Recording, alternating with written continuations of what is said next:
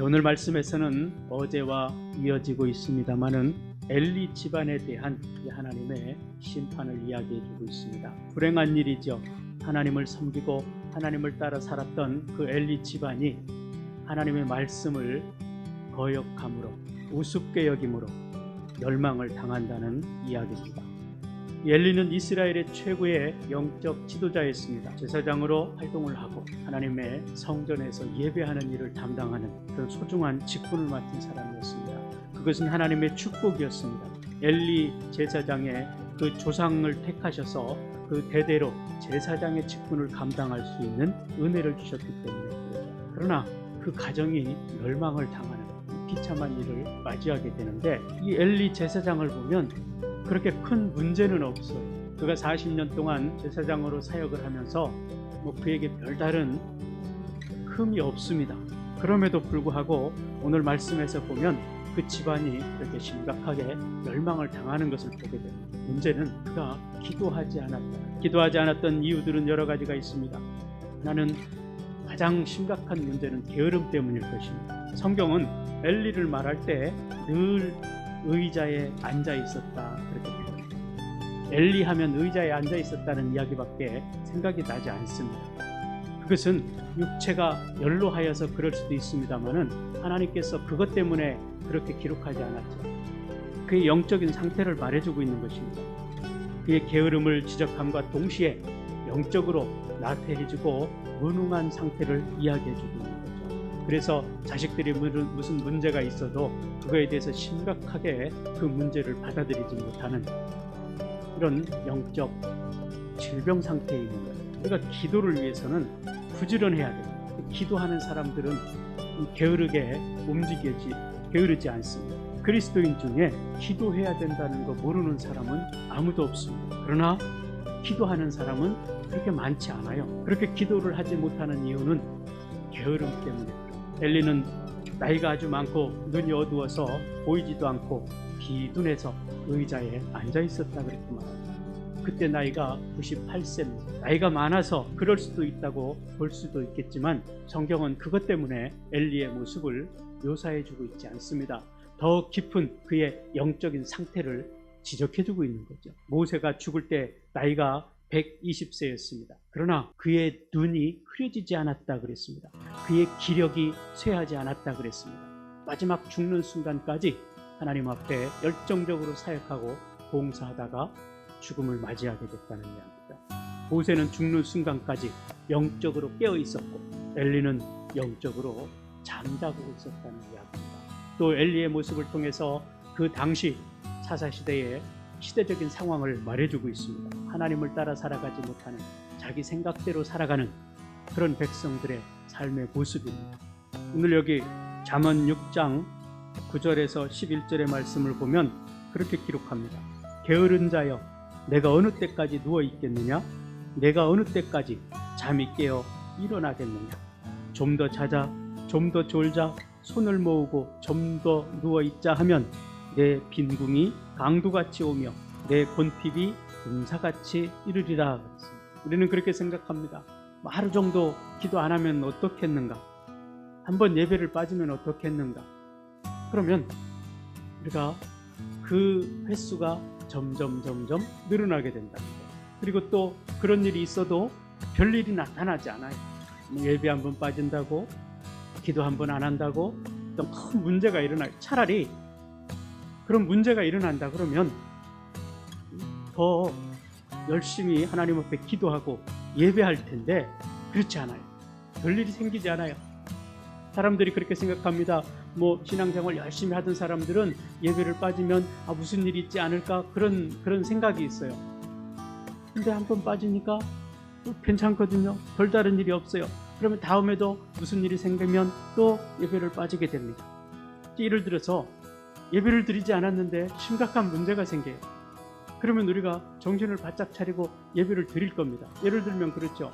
예배 드리는 날 대부분 이제 또 결혼식장과 겹칠 때가 있어요. 예배 안 드리고 그 자리는 내가 안 가면 안 되는 자리라 생각하고 갑니다. 가다가 자동차 바퀴가 터져가지고 차가 뒤집혔어요. 그런 일을 경험했다 그러면 그 사람은 예배를 참 잘 드리고 집중할 것입니다. 근데 대부분 그런 일이 잘 안 생겨요. 이것이 문제입니다. 기도하지 않아도, 예배를 드리지 않아도 당장에 무슨 문제가 생기지 않습니다. 그러니까 기도하지 않습니다. 이스라엘 백성들이 그랬습니다. 하나님 앞에 온전한 예배를 드리지 않아도 자신의 삶 속에 그렇게 큰 문제가 생기지 않습니다. 엘리 제사장이 그렇게 기도 않고 살아도 그렇게 큰 문제가 없습니다. 하나님 앞에 여전히 제사를 드리고 하나님을 섬기는 삶을 살아갔습니다. 그러나 문제는 내 속에서 일어나요. 잔 메가드라는 목사님이 예배라는 책에서 아나니아와 삽비라가 성령을 속이고 헌금을 제대로 하지 않아서 죽은 사건을 이야기했습니다. 그러면서 나는 지금도 그런 일이 일어났으면 좋겠다, 그렇게 표현했어요. 그러면 성도들이 얼마나 정신을 차리고 신앙생활을 하겠습니까? 우리 삶에 그런 일이 구약에서처럼 일어난다 그러면 제사장이 하나님의 성전에 들어가는데 죄를 짓고 들어가면 직사했다고, 이런 두렵고 떨림의 삶을 살아간다면 우리가 예배하지 않을 사람이 없고 기도하지 않을 사람이 없을 것입니다. 그러나 기도하지 않아도, 예배드리지 않아도 별 문제가 생기지 않으니까 그래도 되는 줄 알고 그렇게 살아갑니다. 그러나 영적으로는 문제가 생기기 시작합니다. 우리가 이런 믿음의 삶을 살아가면서 이런 갈등과 고민이 있는 거죠.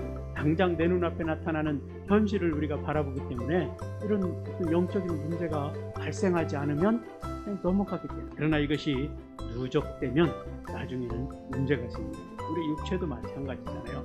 나이 들면은 우리가 육체가 이렇게 점점 노쇠해지고 병에 걸리죠. 이게 젊어서부터 음식 습관이라든지 생활 습관에 따라서 사람들에게 그렇게 다양한 질병으로 이어진다는 사실. 자, 만약에 우리가 하루만 기도를 안 하면 얼굴색이 좀 누렇게 변한다든지 뭔가 이게 특별한 문제가 발생한다면 구분을 할 수가 있을 것입니다. 그러면 목회도 쉬워질 거예요. 아, 저 사람이 기도를 안 했구나, 이걸 알 수 있잖아요. 근데 그렇지 않아요. 전혀 밖으로는 드러나지 않습니다. 말씀 묵상을 안 한 사람은 당장 감기에 걸려서 며칠을 고생한다든지, 그러면 무서워서라도 기도하고 예배하고 말씀을 묵상하며 살아가게 될 것이라니. 그런데 그렇지 않아요.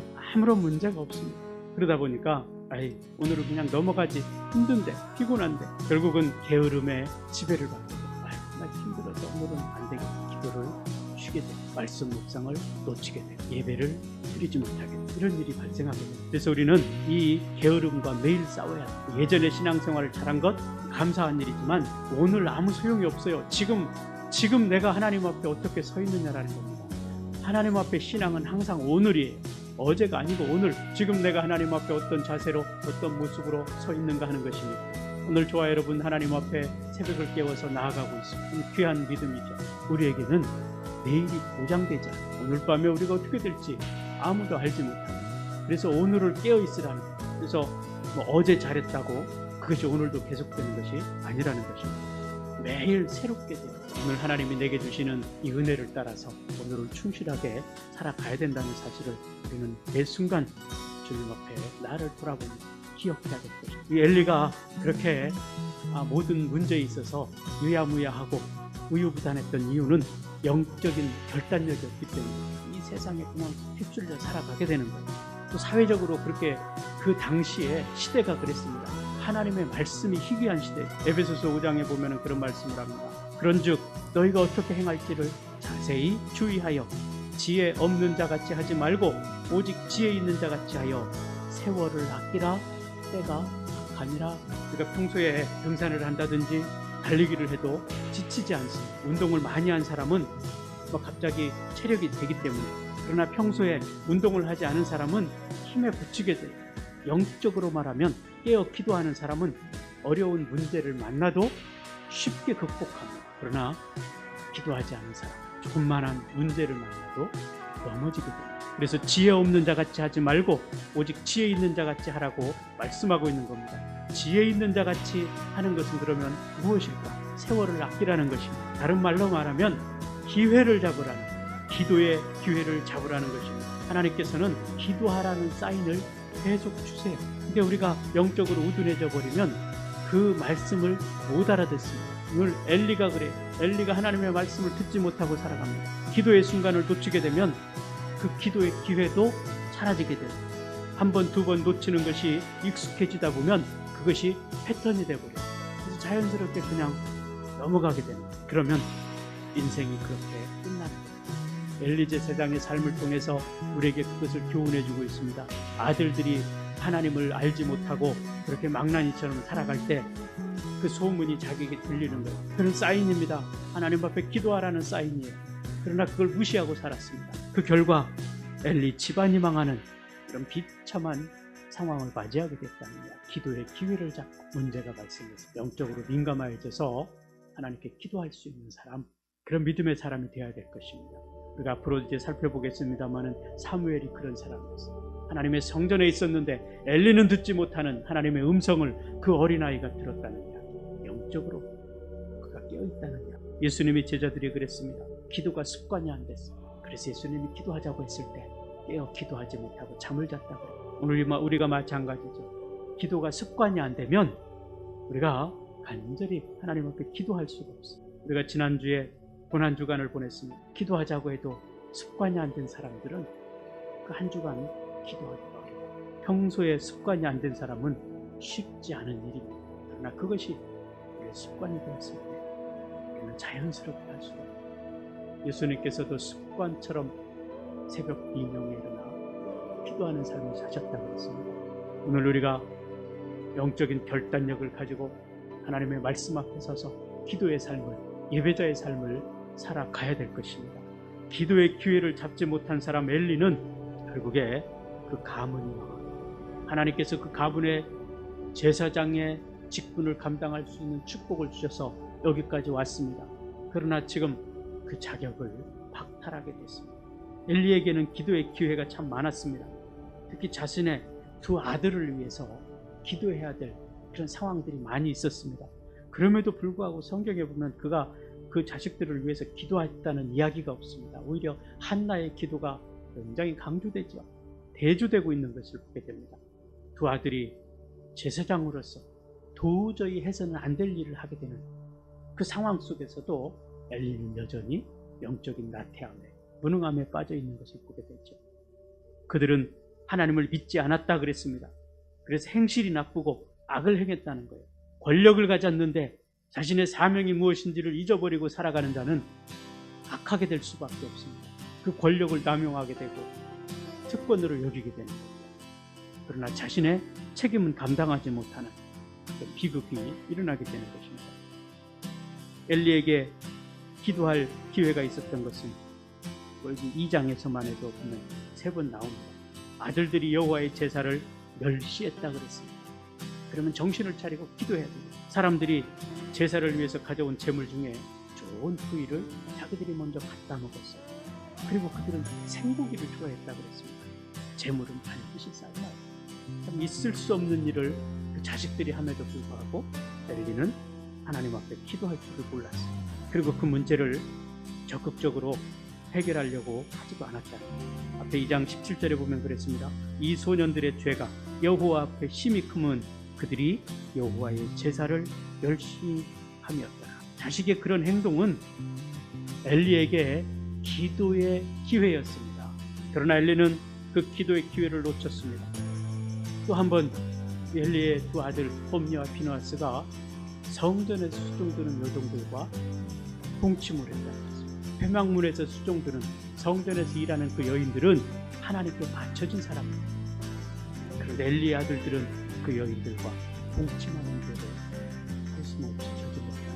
22절에서 말씀합니다. 그때 엘리는 한나처럼 정말로 간절히 기도했어야 될 것입니다. 한나가 자식이 없자 하나님 앞에 간절히 부르짖었던 것처럼 그도 기도했어야 했습니다.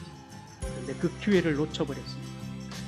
엘리는 그저 소문이 좋지 않다고 타이르고 말이죠. 앞에 25절에 그랬습니다. 사람이 사람에게 범죄하면 하나님이 심판하시려니와 만일 사람이 여호와께 범죄하면 누가 그를 위하여 간구하겠느냐 하되 그들이 자기 아버지의 말을 듣지 아니하였으니 이는 여호와께서 그들을 죽이기로 뜻하셨습니다. 하나님께서는 이미 그들의 죄를 보시고 죽이기로 작정하고 그런 영적인 흐름을 읽고 그가 간절히 하나님께 부르짖어 기도해야 될 텐데 그렇게 하지 않았어요. 히스기야 왕은 자신의 죽음을 예고했을 때 간절히 기도. 그때 하나님께서 그의 기도를 들어주시고 응답하십니다. 그때 엘리가 뭐라고 말합니까? 너희들이 이렇게 범죄하면 대신 간구해 줄 사람이 없다, 그렇게 말합니다. 누가 중보 기도를 해야 돼? 자신이 해야 돼. 아버지가 아들을 위해서 기도해야 되죠. 부모가 자식을 위해서 기도해야 되죠. 부모인 자기가 기도하지 않으면서 누가 기도해 주기를 바랍니다. 그런데 그렇게 판단만 하고 있습니다. 이것이 엘리의 문제입니다. 또 하나님이 경고했을 때, 하나님의 사람이 와서 경고했을 때도 역시 마찬가지입니다. 후에 하나님의 사람이 와서 무섭게 경고를 합니다. 그때도 엘리는 하나님 앞에 통회하고 자복하며 기도하지 않아요. 기도할 순간에 기도하지 않습니다. 그 근본적인 원인에는 영적인 나태함이 있는 거죠. 무뎌짐이 있는 거죠. 하나님은 우리가 영적으로 잘못된 길을 걸어가려 할 때, 방황할 때 다양한 방법을 통해서 우리가 하나님께 기도하기를 원하십니다. 또 그 문제를 해결할 수 있는 방법들을 제시해 주십니다. 그러나 영적으로 무뎌지면 기도하지 않아요. 지금 엘리는 그런 상황에서 옷을 찢고 기도를 해야 되죠. 그러나 엘리는 형식적으로 제사장직을 감당했던 사람, 기도를 잃어버렸습니다. 기도에 감이 없는 거예요. 아니, 그런 이야기를 듣고 어떻게 그냥 가만히 있을 수 있겠습니까? 그러니까 이스라엘 왕들 중에 보면 가장 악한 왕이 남북을 통틀어서 아합 왕입니다. 그 부인 이세벨은 더 심각했고, 그래서 하나님께서 엘리야를 통해서 그들의 비참한 죽음에 대해서 예고를 해줘요. 열왕기상 21장에 보면, 그랬더니 아합이 그 말을 듣고 옷을 찢고 베옷을 입고 금식하며 회개했다 그랬습니다. 그러니까 그 악한 왕이 하나님 앞에 부르짖어 기도하고 회개하니까 하나님께서 마음을 돌이키시고 용서해 주셨어요. 이게 하나님이십니다. 엘리는 그런데 지금 이런 심각한 문제가 자기 자식들에게 일어나고 있음에도 불구하고 기도할 생각이 없어요. 결국은 그렇게 멸망을 당합니다. 기도를 잃어버리니 영적으로 실패하게 됩니다. 엘리를 보면 참 현실적인 사람입니다. 보이는 것을 중요하게 생각하고 보이는 것을 중심으로 살아간다고 보게 됩니다. 29절에 보면 그래요. 너희는 어찌하여 내가 내 처소에서 명령한 내 재물과 예물을 밟으며 내 아들들을 나보다 더 중히 여겨 내 백성 이스라엘이 드리는 가장 좋은 것으로 너희들을 살지게 하느냐? 내 아들들을 나보다 더 중히 여겨. 그래서 하나님이 말씀하시죠. 내 아들들을 나보다 더 중히, 세상의 것들을 나보다 더 중요하게 여기고 돈을 나보다 더 중히 여기고, 이것이 엘리가 기도하지 않은 이유에 대한 답입니다. 하나님보다 사람을 더 사랑하면 기도하지 못합니다. 하나님보다 돈을 더 사랑하면 기도하지 못합니다. 한시라도 돈을 벌어야 되죠. 하나님보다 더 사랑하는 것을 쫓아 살아가게 돼 있습니다. 자식을 더 사랑하면 그 자식을 쫓아 살아가게 돼 있습니다. 그 자식을 애지중지하다 보니 하나님께 소홀하게 되는 거죠. 엘리의 문제는 보이는 것 중심이었다는 거죠. 기도는 보이지 않는 영적 싸움입니다. 자식들은 당장 눈에 보이는 거예요. 눈앞에 보이는 아들들, 보이는 현상들을 엘리는 더 중요하게 생각했다는 사실. 이렇게 영적으로 실패하면 그 신앙생활이 어떻게 되겠습니까? 하나님의 임재를 경험하지 못합니다. 3장 1절에서 당시 이스라엘 백성들의 상태를 말해줍니다. 그게 보면 하나님의 말씀이 희귀했다. 하나님의 말씀이 잘 안 들렸다. 엘리가 영적 지도자였지만 아무런 하나님의 말씀이 임하지 않았다.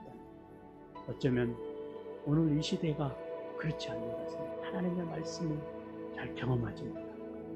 그것이 엘리의 문제였습니다. 엘리가 40년 동안 제사장으로서 사사로서의 일을 했습니다. 그러나 그에 대해서 의자에 앉아 있었다, 이거밖에 기억이 나지 않아요. 그러다 보니까, 기도하지 않다 보니까 그 영적인 신앙생활에 문제가 생기게 되고, 그러니까 하나님의 음성을 들어도 직접 듣지 못하고 간접적으로 들어요.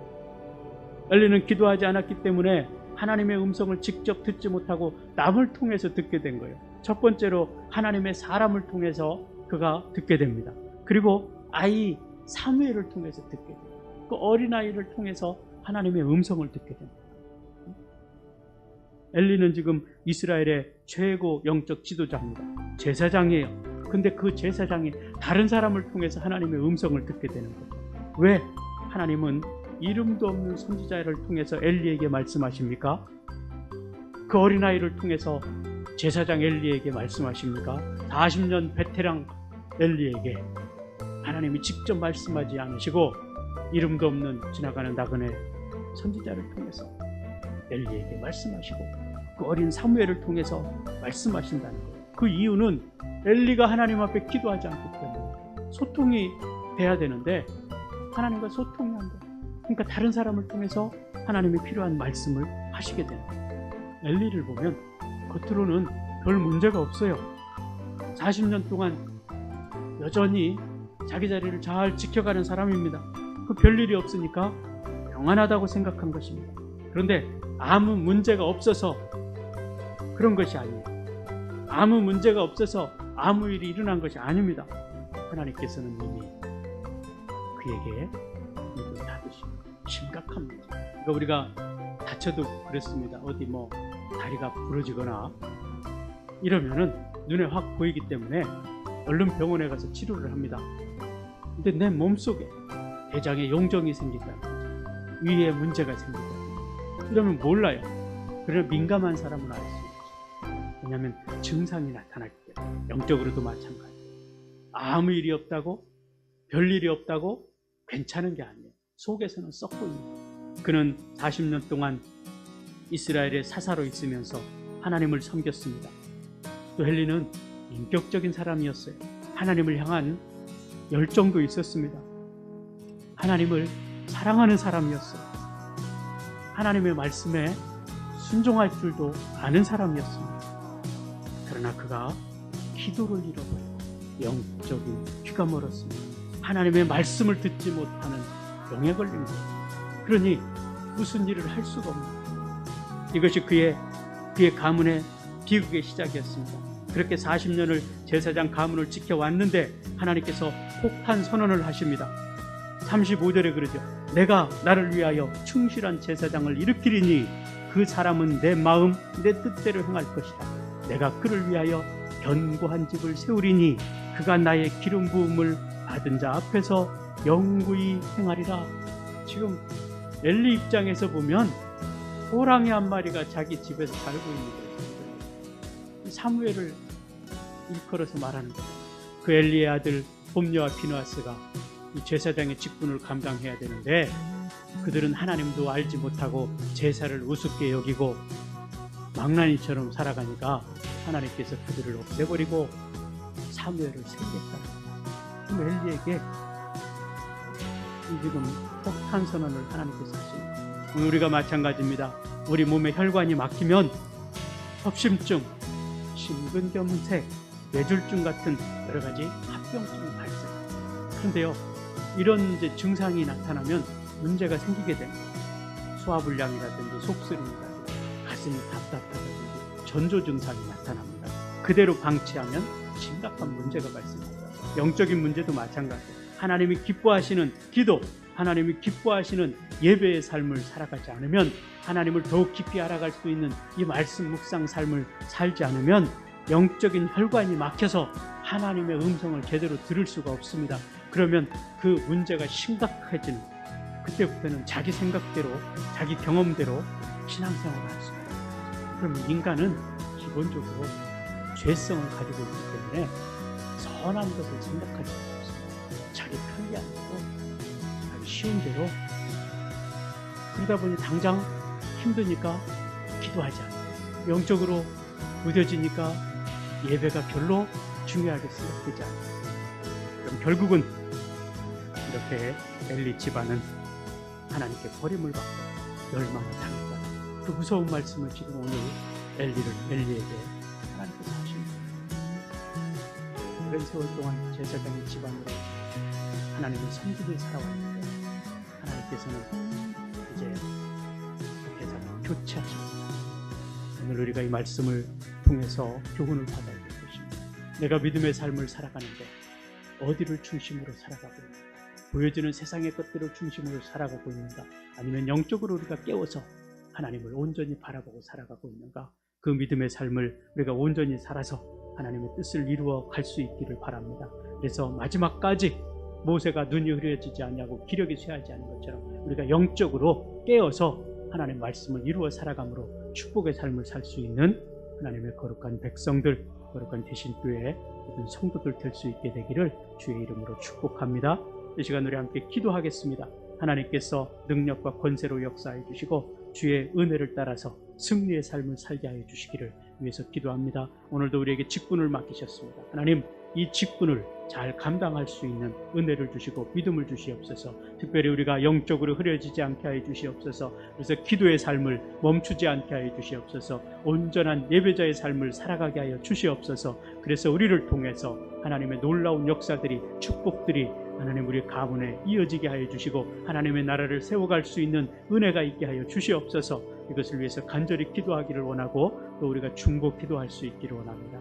믿음이 연약해서 하나님 앞에 기도하지 못하는 인생들, 하나님 앞에 온전히 서지 못하는 사람들 주님께서 붙들어 주시고 지켜주시옵소서. 또 우리의 영적인 문제가 해결되고 풀어져서 하나님과의 관계가 회복되게 하시옵소서. 또 우리의 육체적인 질병이 해결되게 하시고 우리의 문제가 풀어지는 역사가 일어남으로 하나님께 기쁨으로 감사로 예배하는 자의 삶을 살게 하여 주시옵소서.